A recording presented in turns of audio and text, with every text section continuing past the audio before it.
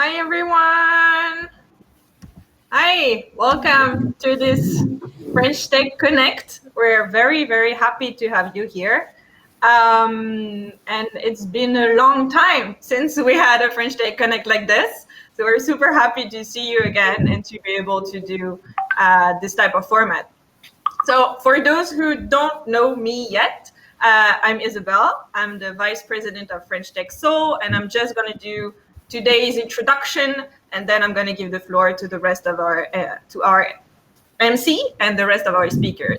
So just for those who are coming in for the first time and don't even know what French Tech Seoul is, a very quick introduction. So we are a community of entrepreneurs, VCs, people from the startup ecosystem that are working in France or Korea. And our goal is to just do a bridge between both of those worlds and help bring more opportunities for French startup in Korea, but also for Korean startup who might be interested in going to France. And we do this type of event we used to do it every month, and we're going to start to do it again a bit more regularly. And people already, it works. Yes. Thank you for all of the I feel amazed right now. So just for today's session, so what we decided is to bring forward a bit of our people from our community, entrepreneurs, to kind of just exchange about what they do, what type of business do they have, their experience, like their entrepreneur experience, but also their experience in Korea. And we have the chance to have Solomon as an MC. We have Thomas, who is from SG Entertainment, and he's going to talk to us about K-pop. We have Alain, who is from Redoot. He's going to talk to us about his experience mostly in growth hacking in France, in Korea, but also in Thailand. And we have Sarah, who is in wine tech, and she already has her own glass. And yeah, she's going to talk to us about more of her experience here as a female entrepreneur, French, Korean, and also American. So a bit of a mix of everything. So yeah, I'm going to just pass the floor on to Solomon. But just before that, I want to explain to you a bit more about how this platform works so that we can exchange during the whole session. So on the right side of your screen, you're going to see a chat function. Or Solomon, Sukaina already sent out some message. Don't hesitate to use this to directly ask any question that you want during the session. You can also go on the Q&A little link above, and you're also going to be able to ask any of your questions here, and we're going to see them, and we're going to be able to answer them at the end of the session. As some of them already saw, we have the reaction button down there, so you can send us love. Yeah, so that's basically it for the platform.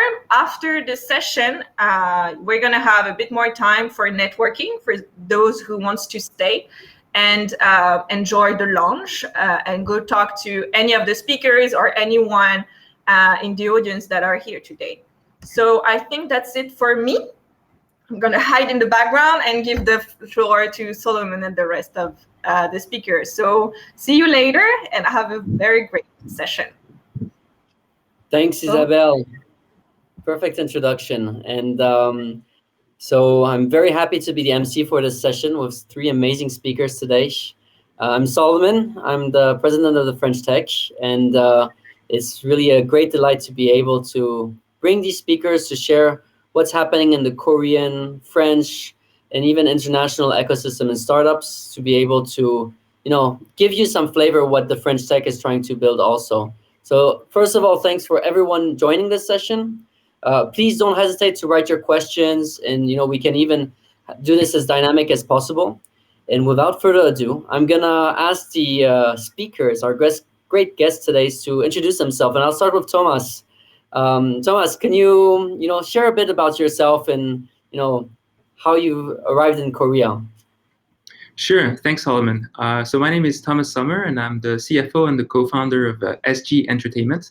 a company which is based in Korea, in Seoul. I arrived in Korea roughly 2.5 years ago, at the end of 2018. So I've been here almost 3 years. Although my Korean is not yet perfect, far from it. I really enjoy living here. I'm really happy to be here at this time. I can maybe tell you a little bit more about my company, of course. So with my co-founder, who is French, we decided to come to Korea to found this entertainment company.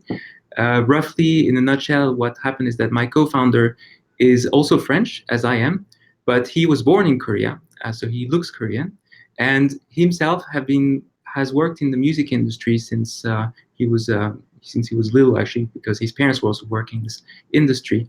And very early on in the years 2010, 2012, he noticed that there was some success, some major attraction in Europe and in France for K-pop, for groups like Big Bang. And he thought, oh, okay, that's interesting. Some people are talking to me just because I look Korean. Something's happening here, and we have to look into it. So over the years after that, he kept on working in the music industry, but got more and more interested about K-pop, and then saw the amazing success of BTS in the years starting from 2016, 2017. And then he said, okay, that's now something's happening. They went out and went to the Stade de France and twice with a complete audience. They made huge sales over there and said, okay, why are young people these days interested in Korean culture? Why are they interested in K-pop? Why are they interested in K-dramas, in Hallyu, and everything around this Korean culture that they didn't even know about 5 years ago or never heard of? And why are they now suddenly wanting to learn Korean, even though there's very few places where you can actually learn Korean in France? And I thought, yeah, actually there was a need. There was a market here. There was an opportunity. And he looked a little bit further. And that's when I joined on the project as well. And we developed the idea that we could make a new kind of K-pop. So go to Seoul, create a company that would work on the principles of K-pop. So incubating groups of trainees to teach them to sing, to dance, to act, and to be great on camera and be aesthetically very, very good. But also, and what is sometimes a bit missing about K-pop, is to teach them how to express themselves with their own emotions, meaning with their own feelings, and use their own experience of life in order to develop their artistic personality and communicate better with the fans, and also develop that very symbiotic relationship with the fans that can evolve over a long period of time and guarantee a better long-term success for the group and for the company of the artists as well. So what happens with a lot of the K-pop groups these days is that they can get very successful, but then the problem is they are just interpreting a concept, right? They're just given roles to play. So this has some issues because it just follows the trend, but cannot adapt to the trends over the years. So after a while, the concept becomes obsolete, and the group has to disband because there's no more. It's like a product. It's like an iPhone. There's a new iPhone, and the other one becomes obsolete. So what we are doing is bringing on techniques and methodology, pedagogy from the West in order to infuse how to use creativity, how to use one's own emotions and personality in order to embody those characters. So we, at the same time, have creative concepts. So we study trends about the market. We study what is going on, what is the needs from the market. This is very important. But at the same time, we make sure that the artists themselves are not given personas which are completely different from who they are themselves. Because first of all, it doesn't work out in the long term, and then also it can bring on very serious psychological issues because what they are embodying as characters does not fit who they really are. So therefore, the market feedback or the feedback they get from the fans can be good sometimes, but can also be bad. And then they get this feedback which does not reflect who they are. So we end up, depression, anxiety, trouble, and unfortunately, in some cases, even suicide, as we've seen in the news. So this is something that we really want to avoid. So in a nutshell, what we're doing is that we're taking the concept of K-pop, of having groups that really work well together, are very aesthetically pleasing, that have all these wonderful aspects that really pleasing to the eye and pleasing to watch, but we bring the Western creative vibe in order for them to be more sustainable.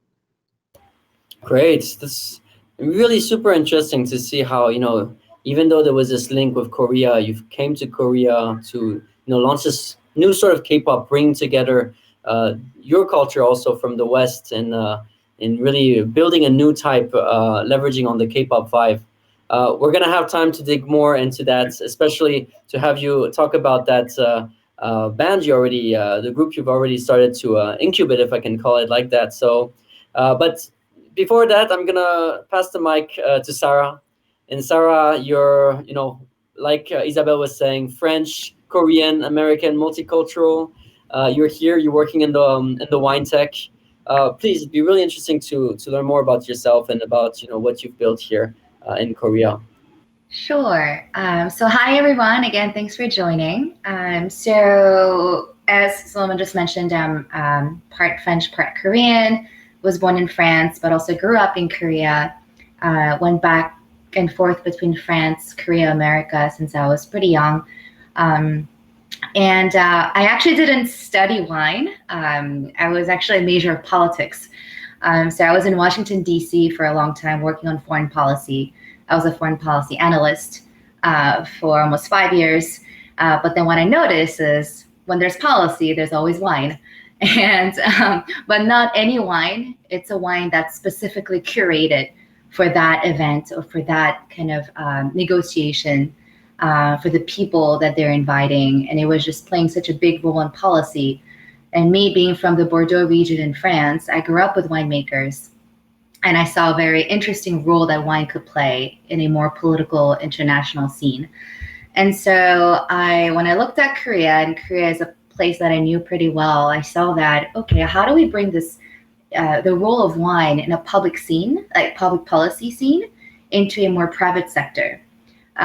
Because the role that wine can play was a lot of, communication. The hierarchy was a little more neutral. There was a lot more open-mindedness to certain topics. And I thought, this would be fun to maybe test it out on the Korean private sector. So that's how I started the company back in October 2017. Already, time flew by. And so I was mostly doing wine curation for corporate clients. So 2018 and 2019 was mostly that. So I would, by curation, what I mean is there would be many different ways to curate wine, but it could be gifts for their clients. There were a lot of leadership roundtables or business negotiations that had to happen when they really needed to have the right wine to tell their story and to really talk about their own values as a company. And so I was really lucky to be able to have those clients and do this pretty high level wine curation. Early 2020, when the pandemic hit, that all went down to water. My company got hit pretty badly, I think like many other companies, but we were very much on site, right? I mean, wine, you sip it, you enjoy it, you gotta watch it, right? There's just a lot of kind of emotional experience that takes place. And that was just really hard to do online in the beginning. So everything was pretty much on site. When the pandemic hit, I had to find a creative way to be able to continue that. So for 6 months, I struggled quite a bit, and I'm happy actually to talk about that because entrepreneurship is not always so pretty and shiny at all times. And that's something, you guys can ask me questions about later on. But I struggled for 6 months, and then we were able to pivot. And the goal was, how do we digitize the curation that we have been doing? How do we put that in an online format where people can we can scale it even further, right? So we are now, it's going a little slower than expected, but we are currently building an application. We have the beta version out already, but we weren't so satisfied with that beta version. So now we're continuing that, and it's basically an application where we recommend wines, but not necessarily based on tasting notes, because I think wine tasting notes is really difficult, right? When you ask someone, what kind of wine do you like? Everyone goes, I like wine, but I don't know much about it, right? I think in any country that you go, even in France, and I think people expect that even in France, everyone knows about wine, but that's not the case. Maybe a little bit more because it's accessible, but that doesn't mean you know your own palate.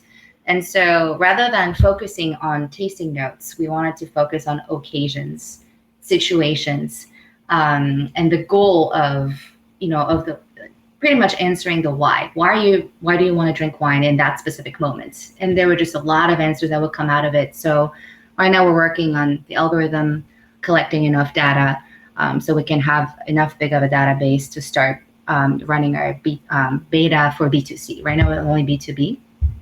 So that's kind of where I am now. I don't want to talk too much, but happy to, talk further obviously afterwards. No, but thanks, Sarah. And it sounds very exciting, but also, the challenges you went through with the COVID, I think it's something that's going to be very interesting to touch a bit down the road, to share on it, like you mentioned. And Sure. It's true that we're seeing the tech scene taking more and more importance. And I think that the pandemic has, accelerated this overall trend in some sectors more than others. And I would say the speed is also different.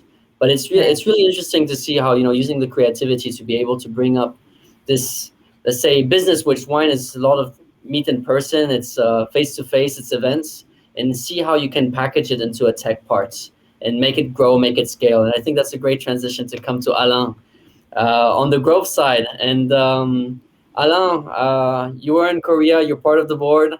You're now transition in Thailand. It's great to speak with you again here and have you on this live session. Could you please introduce yourself and share about this growth theme and about your company currently? Yep, with pleasure. Really happy to be here. I'll try to be as inspiring as the two previous speaker. It's going to be a tough challenge because I'm much more into pragmatism and not too much into inspiration, but I'll try my best. So my name is Alain. I'm co-founder at a company that's called Redoot. We do what we call growth hacking, which I will break down in a little bit. I've been into entrepreneurship for about 7 years.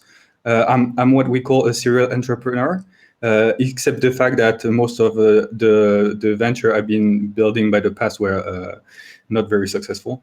Actually, I have kind of really early on my entrepreneur journey, I identified that I was really good to kind of give birth to concepts, bring them to market traction, what we call market fit, and then I was really talented to then fail everything else because I was not good at like sustaining a business in the long term, and so. Little by little in my journey, I've been like building my different businesses, and I felt like okay, maybe that there's something wrong with the way I do things, and I decided to join a company as an employee, which is called Germinal.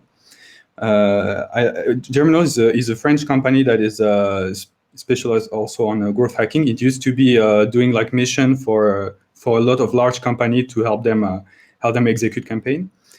And during my journey there, I arrived there. We were about 10 people, and when I left 2 years and a half later, we were 30, and we pivot from a service to a product company. And and then I've been learning there many things. I've been learning that actually failure is the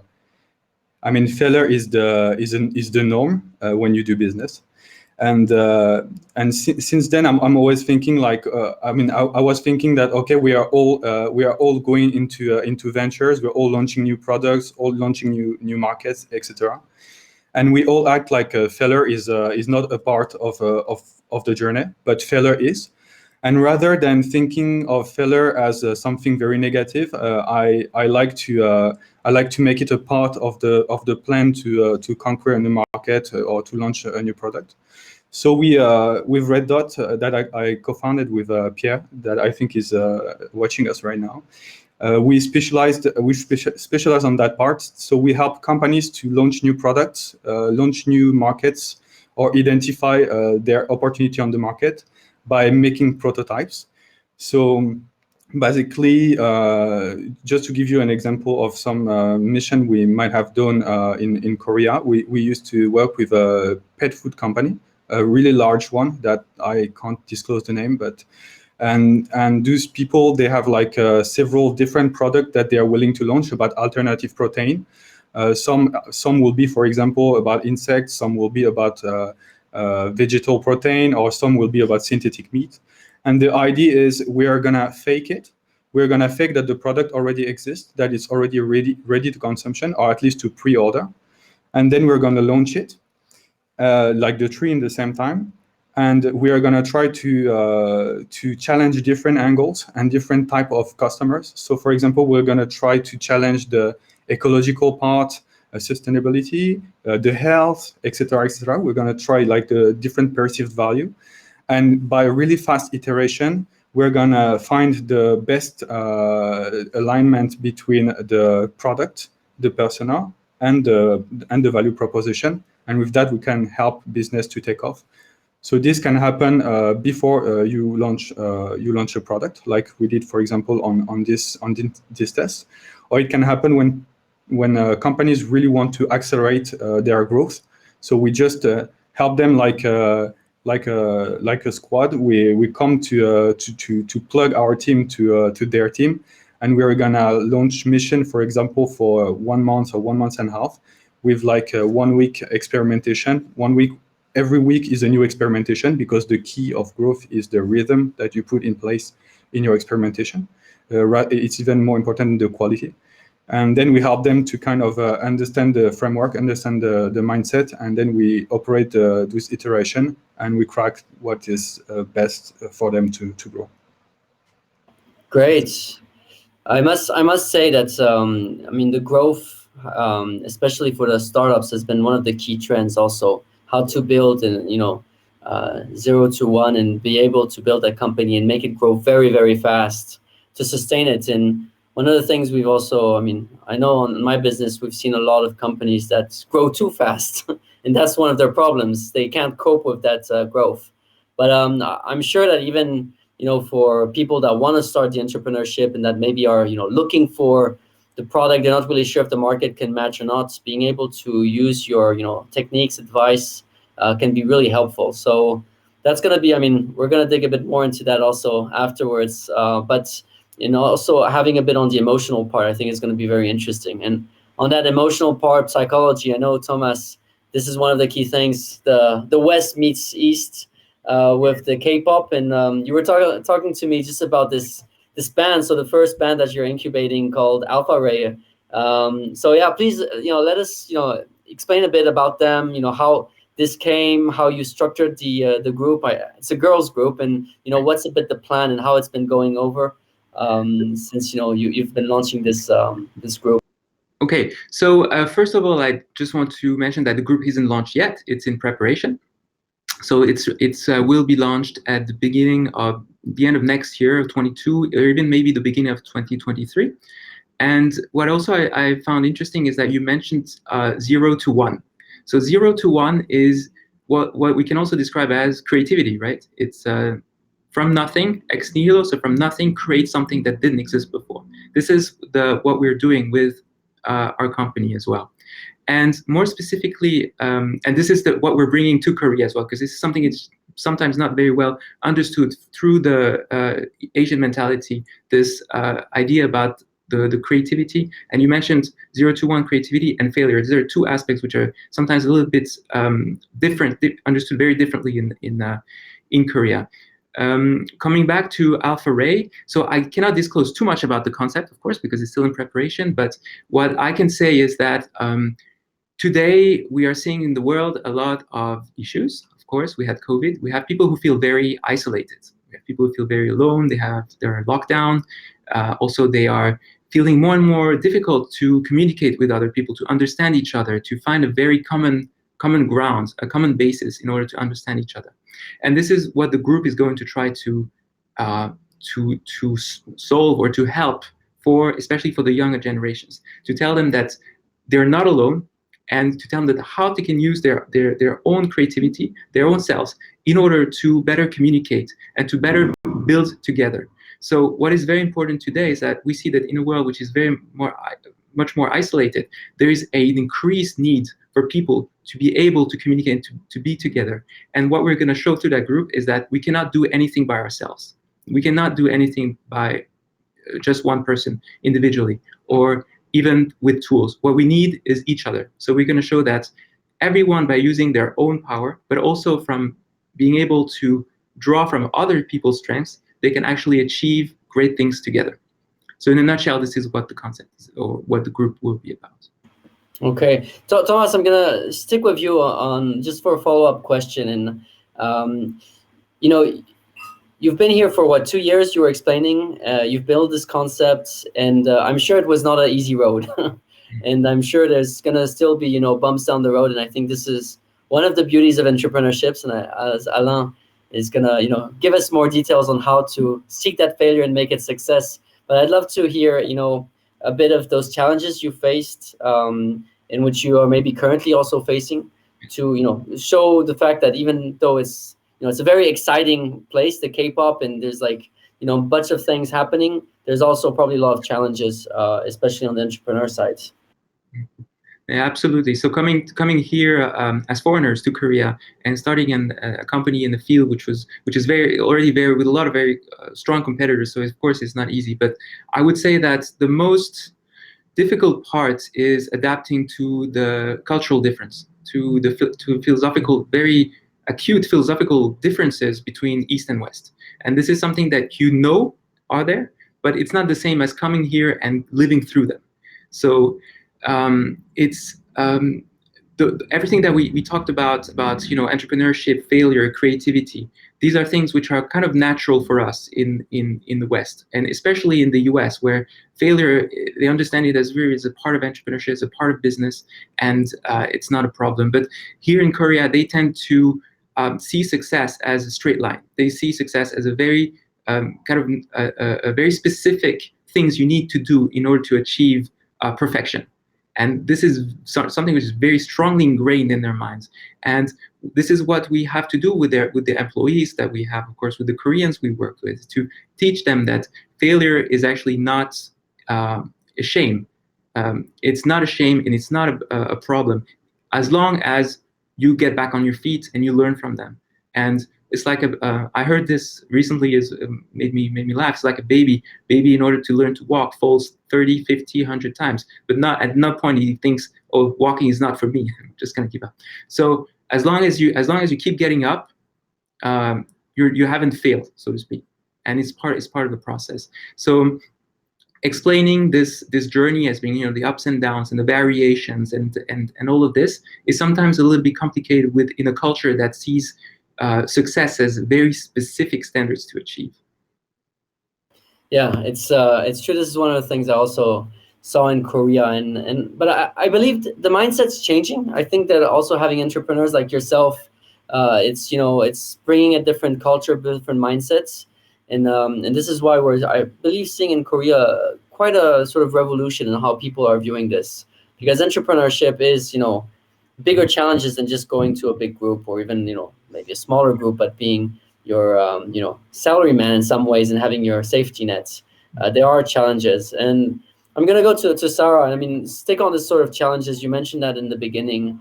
I'm sure COVID was not easy, but I'd love and I think it'd be very interesting for everyone listening to us on how you went through the process. How you managed to cope with it, and also how you managed to come out of it with this new focus on building this wine tech from this more traditional type of business of curation. It'd be really interesting to have your view on that, Sarah. Yeah, thank you for the question. I don't know if I still haven't come out of it. I'm still struggling, to be honest. Life is a struggle always. It is. I don't know. That's sans la vie, but I don't believe in it. I'm just kidding. But so I had a few struggles that happened all at the same time, I think. Because what happened is February 2020, my former business partner left. She said she didn't want to be a part of it anymore, that she had other plans. So that was kind of the first struggle. And then pandemic hits. So I was by myself. And I think that does, I think I'm pretty, although you think, okay, we're confident, we're entrepreneurs, we can do this. There's a time where it just hits you, right? And for me, I think it did hit me. And mentally speaking, I was I was not in the best place. But when the challenge, the way I think I overcame it, honestly, I think sometimes you just have to live through it too. During that time, I wrote a lot. I did a lot of writing because I just needed to let it all out. Take things back, yeah. Yeah, I think we forget that just the journey of an entrepreneur is so emotional, right? It's not just being, I mean, you can have the most pragmatic strategy in front of you. You're still human and you're going to have to go through a lot of ups and downs. And for that, I think mostly it's all here, right? You just got to be so on it, but also your passion has to be there. I think that's really big. And I think it was a time for me to kind of re-question some of my values and re-question my passion. And even, do I want to stay in Korea? So I had a lot of macro and micro questions that I was asking myself. And I was kind of in front of a different set of challenges. For those of you who don't know, Korea, so Koreans love drinking, but the regulations around alcohol are extremely strict. So alcohol, you can find it just anywhere at restaurants, right? But you can't sell alcohol online unless it's 전통주, which means traditional Korean alcohol. And even that has, a definition that's pretty strict, right? That you have to abide by. So if you can't have an e-commerce platform for what you're selling, it's going to be a lot more difficult, obviously, to do, to sourcing, marketing, and then all the way to sales. That loop is just never going to close fully. So that was very difficult for us too. And so I still sold wines to individuals during that time. And I think I really thank not the corporate clients. I mean, I thank them for, when they were giving me business prior, but during that time, it was the individual clients that kept me going. And I was very honest with them. I said, listen, this is what's happening. I may have to shut down, and I need your support. And I was just very honest about it, just completely transparent. And I got more support than I had imagined. And for 6 months, they're the ones who kept me going. And I think it's that community, right? I didn't even think I had such a strong community. So I was very thankful for that. Yeah. And once I got government grants, that's when I think that picked me up, because then I was able to hire a tech team, because the curation that I was doing was working.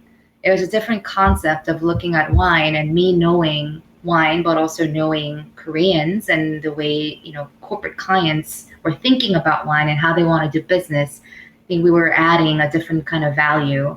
That's also cultural too. And I know, Thomas, you also talk about East and West, but I think that was kind of you bridging those cultures, right? For me, I was doing that through wine and the curation. So that's something I was very much passionate about.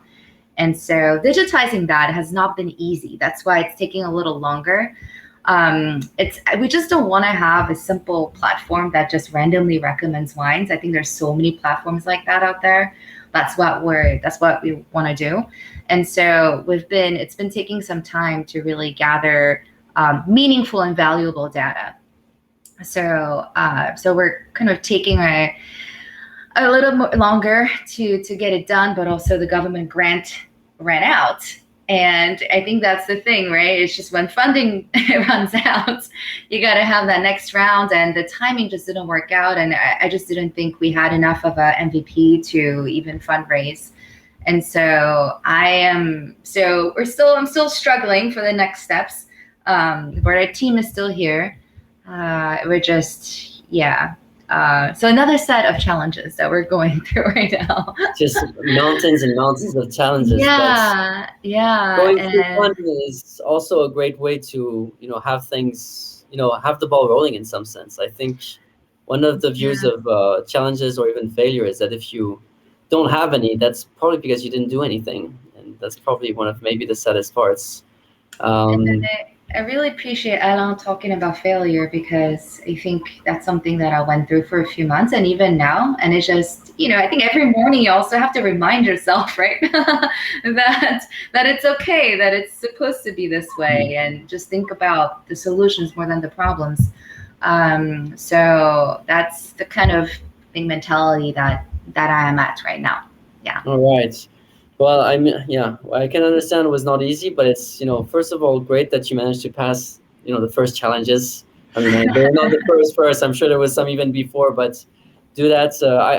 I jotted down the fact of writing. I think this is something that I personally believe strongly in it. I think it's something that's really great because at the end of the day, it's your personal mirror. I mean, it's your, let's say, maybe spiritual mirror in some sense. And one of the things that's always very fun is to come back to those notes, Yeah. A few years down the road, and you go like, oh wow, okay. And oh God, I was crazy. Yeah. Turn that page over. No, and I think that memory also gets distorted so much that you remember things in some way, but once you write them down, I mean, they're fixed. You can't really change that. So I mean, thanks for sharing that, and it's I think very powerful and very helpful for people to also realize that this is part of the job in some ways of the entrepreneurship. I'm gonna go to Alain. We were talking on this round of questions about failure, challenges, and your goal is to help us understand how to go through those failures, to make them, transform them, and go for that growth or hyper growth, and make sure that the failure, in fact, brings some success down the road. So yeah, Alain, I mean, it'd be great to.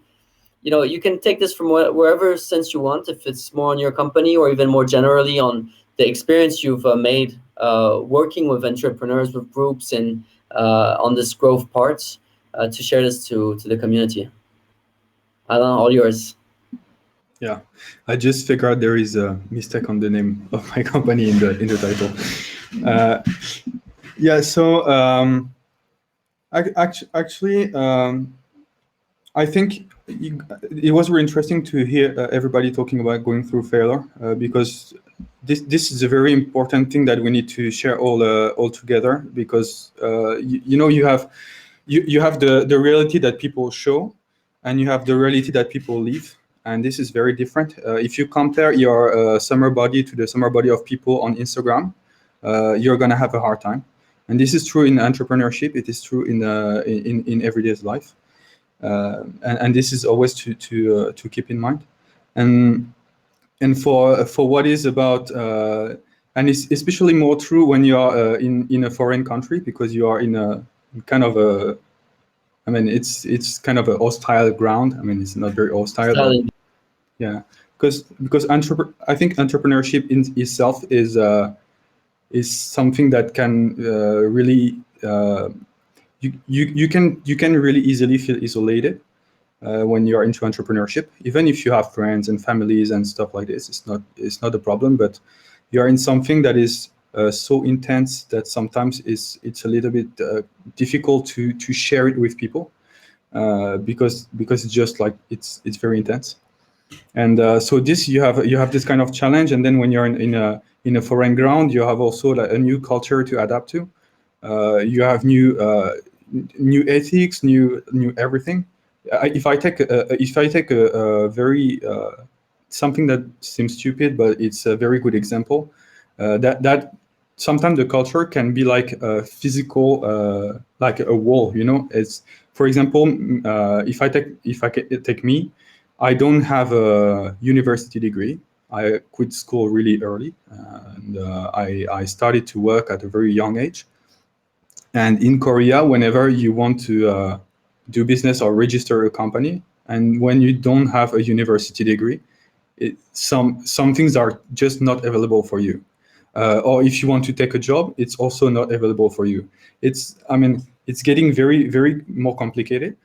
If you're in France and you don't have a degree, you still have a chance, because some companies are still old school, and they will reject you, but some other will be okay. And I think in USA this will not be so much of a struggle if you are competent and you can show it up.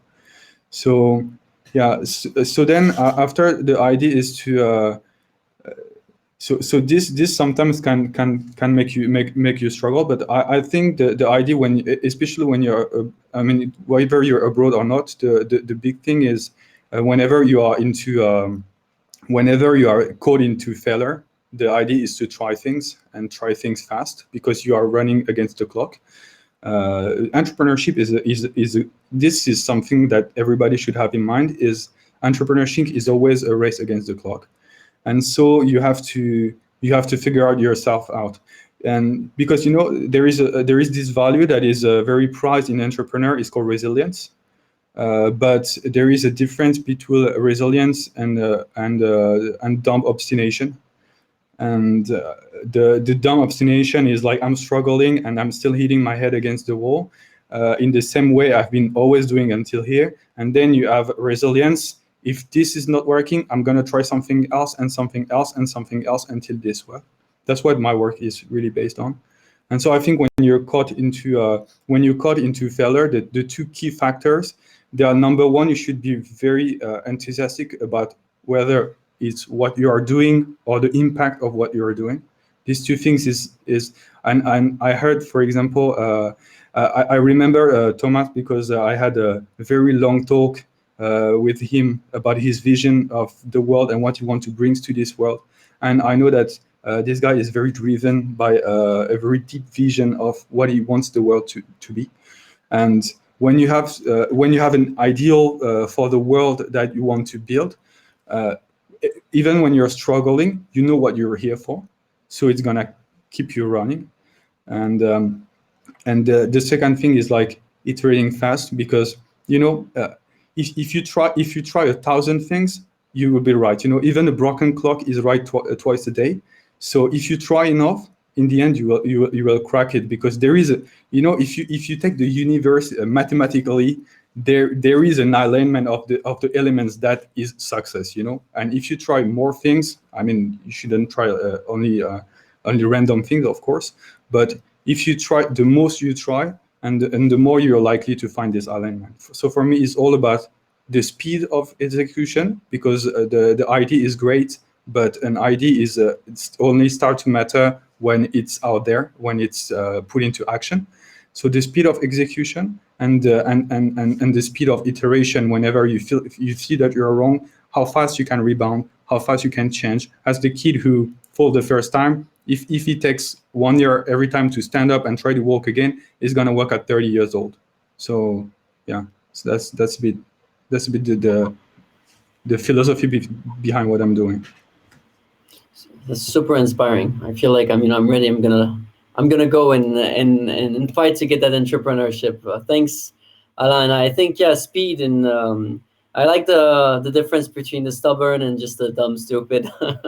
I think that's something that we often forget. It's you can't put a square in a circle, but you can try other things, and it's not because it doesn't work the first time that it's never gonna work. You talked about being in a hostile country, or at least a country which is not your own country, and also working with people that are a bit different.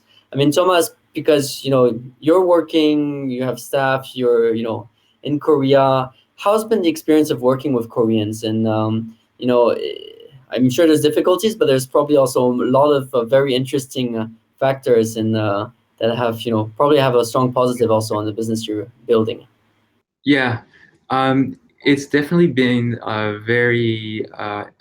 it's been an experience working with the Koreans, especially that we've worked with a variety of Koreans, not only college educated, but we also work from people who had just or not postgraduate or anything like that, were specialized, but also there's some people who are just like out of university. So I would say that it's especially challenging because it's so different from working with French people, for instance, or Westerners. We have radically opposite ideas of what the needs are. So just to give you an example, Koreans tend to have needs in terms of that they want to be given a lot of very specific instructions as what to do.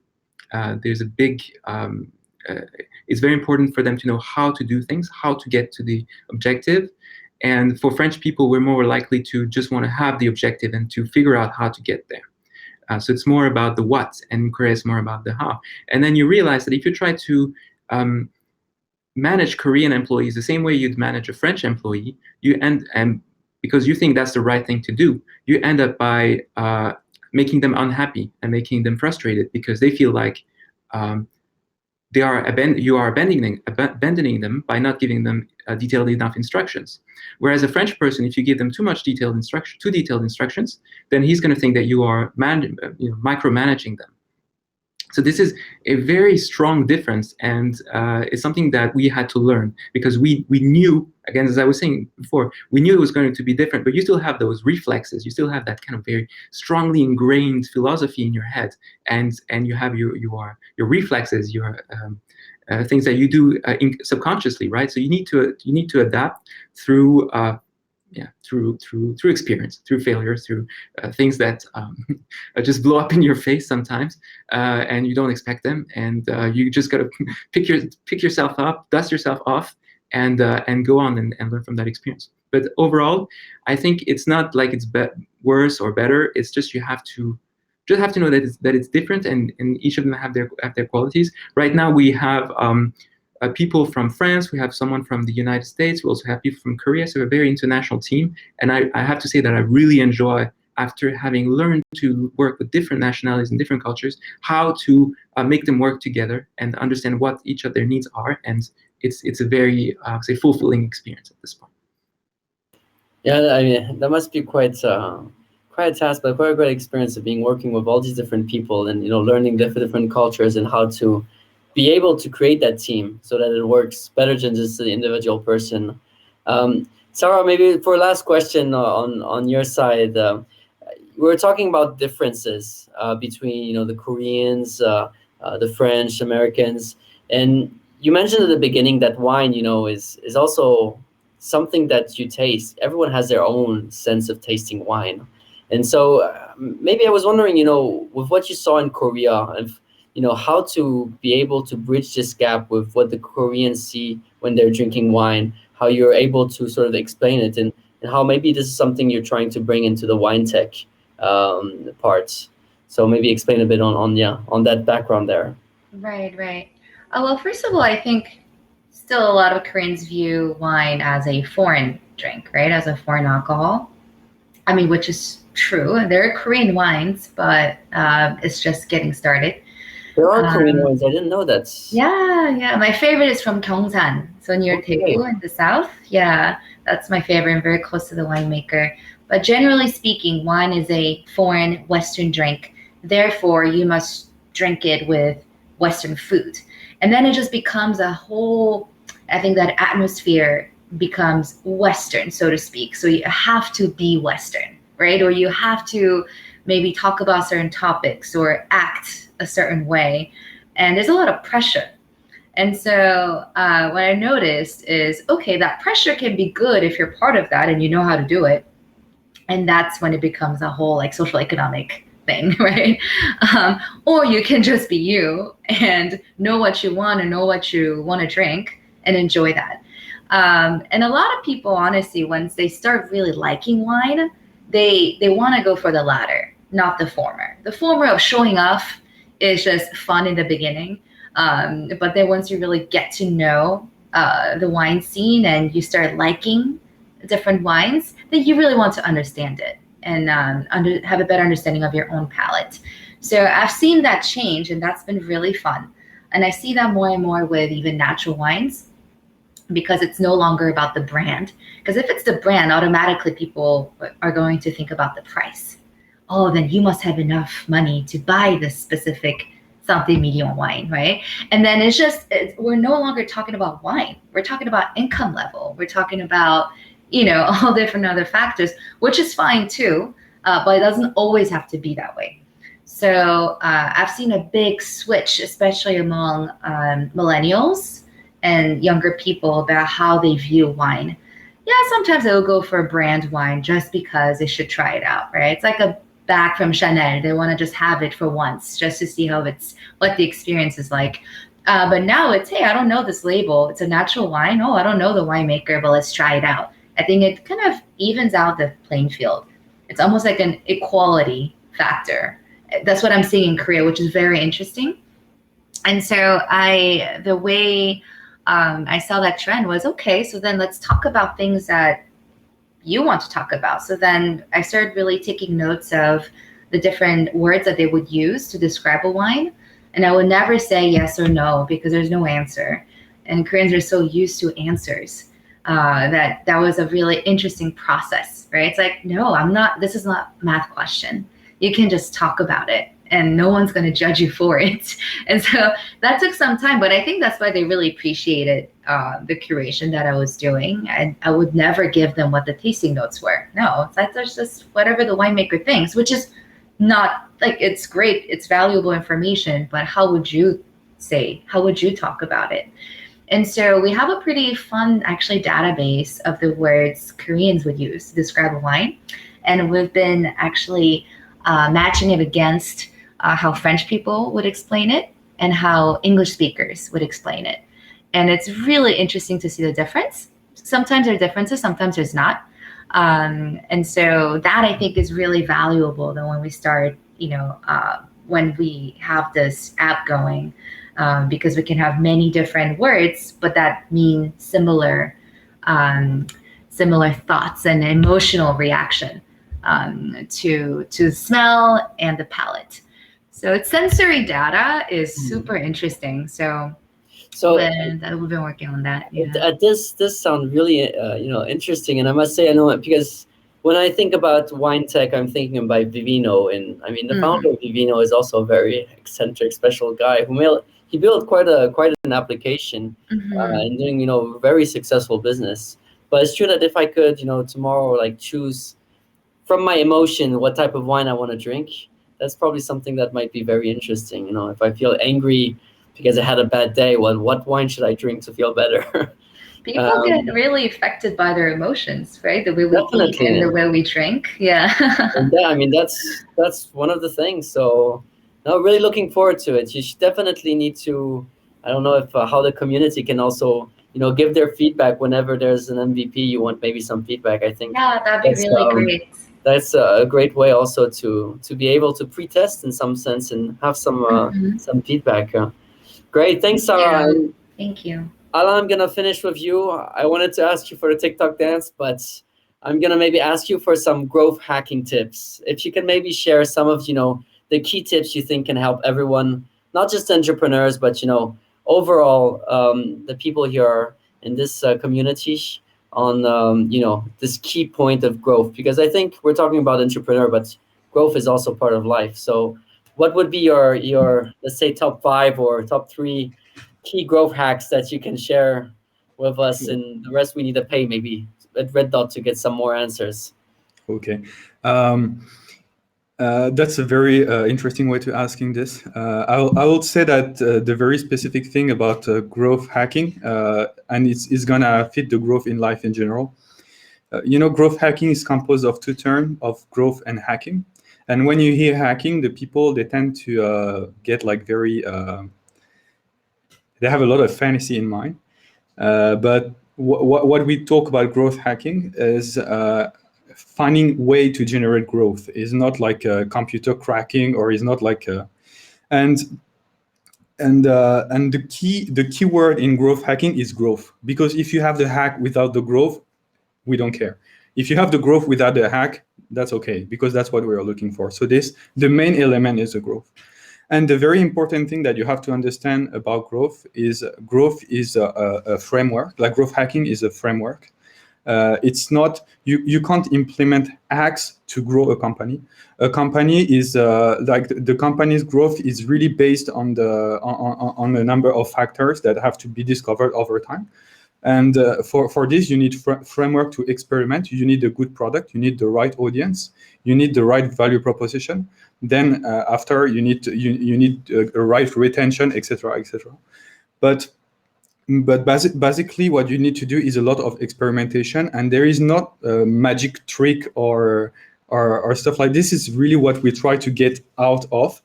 Because this is what is in the fantasy of people. Like you're gonna scrap this database, and this is gonna make 300% increase of your growth over the year or whatever. And this never works. What works is to put together a system, a framework of experimentation with a rhythm that you sustain during all the life of your company. And that's how company grow. That's how Uber grow. That's how Airbnb become a giant, etc., etc. Because they keep on experimenting. They don't find the little hack, the little hack can be nice to go to find like the 2 or 3% extra in things, or accelerate a little bit something.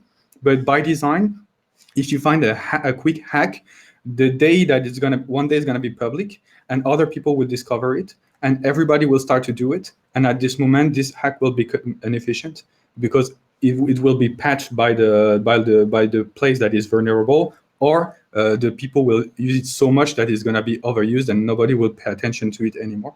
So the idea is to always experiment to keep like the pace of experimentation and shipping things fast.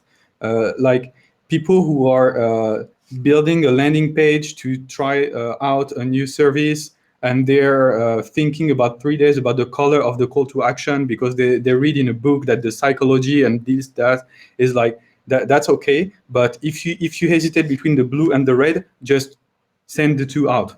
Just send the two out and test it, and this is what you need to do. Always keep experimenting with no prejudice and with a very fast pace. Adapt and experiments. Yeah. All right. I'll take that as my tip for the growth. Maybe not hacking, but sustainable growth.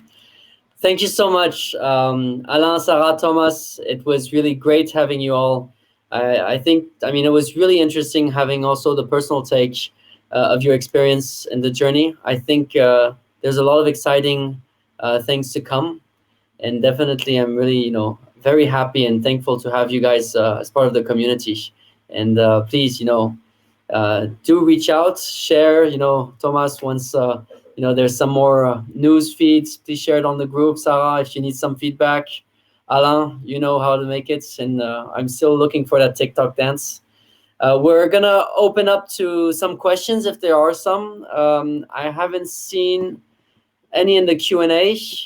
I don't know if Isabelle is going to magically reappear. Often she can use the magic wand. She has one to appear there. Wow. I have one, but I don't have magic question coming out so far. Okay. So I guess that everyone was just focused on listening to you guys. That was a very, very, very interesting conversation. And I'm so pleased that, this is so French Tech-like. It's like we come up with a bunch of people. We try to have a topic for the day, and then we end up talking about something totally unrelated, which is how entrepreneurship can be a very hard path, how failure is just part of the success journey, how we have different cultures, and it's always a challenge, but it's also very rewarding to work with different culture, and you always have to learn more. So that was not on the agenda, but I'm so great that it's like some topics that we can come up. And I know that like this type of session, it's like brings out like a lot of like reflection for everyone and a lot of inspiration, and I'm very glad that we're able to have those for the community. So thank you, all of you, for the discussion. I see that no one is asking anything. It was super don't worry, because maybe some of like Tom, Alain, Sarah, Solomon, I don't know if you're going to stay with us after. But for those who want to stay, we still have the lounge part. Oh, okay. I have one question. Yoo-hoo. So let's go about that. This one is for you, Tom, actually. Thomas, as a K-pop enjoyer, I really appreciated Tom's project. Thank you for explaining. Sure. So someone already knew about you, or you have your first fan for your girl group. We were talking about failure. How do you deal with Korean and popular opinion when you got troubles? So we haven't had this trouble. We haven't had yet a headline against us in the newspaper. For me, when we get this will be the sign that we've made it. I think that you cannot, especially in this day and age, You cannot be successful. You cannot do anything that goes out of the ordinary without getting some criticism or some people who are going to try and attack you or try to find some angle to discredit you or something like this. Or even it could be something you did that you didn't think in advance, or it's okay, it can happen. I think generally speaking, I can maybe give you a little bit comment about in Korea, because in Korea is very scandal prone. They love their scandals. There's something that goes out every day, but what you need to know about Korea as well is that it comes out very fast and very strong, but it doesn't last. So you just have to know that if you know who you are and know what you're doing and why you're doing it, you shouldn't worry about people who don't necessarily understand you or trying to discredit you. It's all about the personal integrity first and foremost. Then after that, there are some storms. They come, they go. It's life. I think so. We're waiting for the scandal in the newspaper with SG Entertainment. That reminds me. If you have one, then yeah. Sorry. Oh no, that's okay. No, my company, we were reported 4 times for just stupid stuff.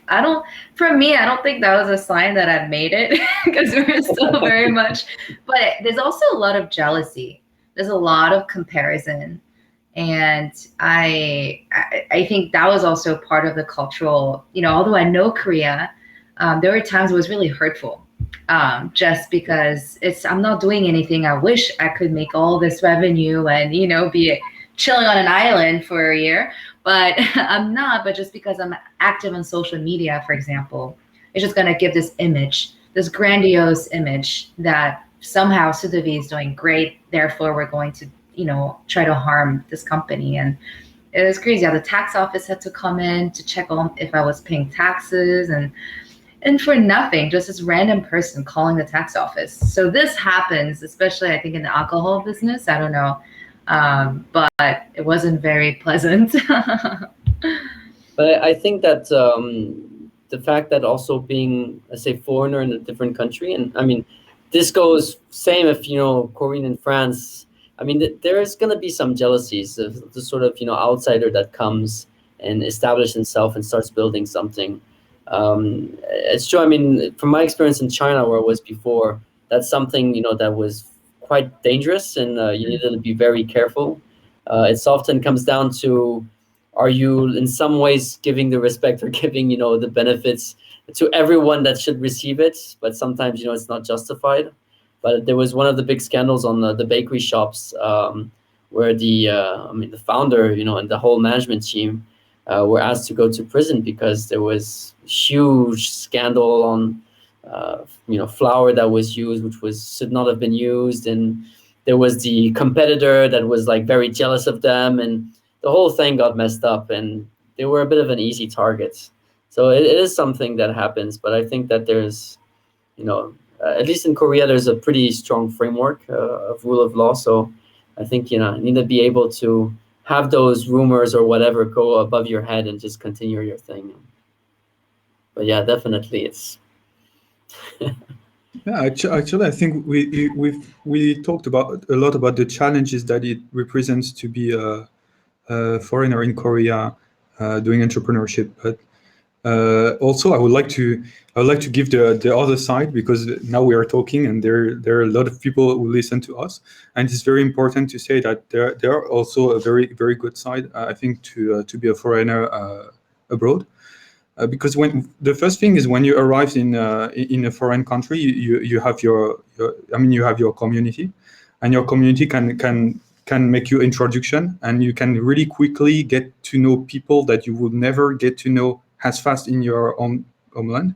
Like, for example, when I arrived to Korea, really quickly, I've been in touch with like with you, for example, Solomon. I've been in touch with with many people. If I try to get to the managing director of your company in France to have a quick lunch without even knowing him, I don't think it's going to be possible. It's going to be planned like long before, So you have a lot of opportunities, and I think you also have how to say, you also have people who can get curious, and if you know how to respect the others people culture without trying to come as the smarter one in the room, I think it also makes the difference, because I sadly tend to see my fellow French, especially in here. Now, I mean, I talk to you from Thailand. I see a lot of people coming here and doing things here and thinking they are so smarter than everyone in the room, and they forget that they don't know everything. You know, that sometimes a difference in culture doesn't mean that you're right. And I think if you got this really really well in your mind, you can do really well when you do things abroad. I think that was a great end note. So I'm training for that. it is a lot of thank you.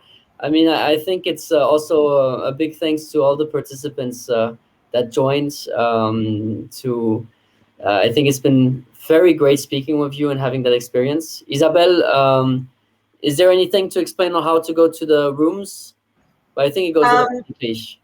Yeah, I mean, to go to the room, I'm just gonna end up the session now, guys, and we're all just gonna go down to the lounge. So you can, like, once you're in the lounge, you're gonna see like little square and table and seats. You just need to click on one of the seats and you're gonna join a group. When you join it, you're gonna have your camera off and your mic off, so you can just go in and spy on other people if you want. You don't have to turn on your camera. It's like, feel free just to mingle with everyone. I know that someone has to go. I'm just going to put, I don't know if Sarah, Thomas, or Alain, you're going to stay, but I'm going to dispatch you maybe into different tables so that if people want to come talk to you, then they can go directly.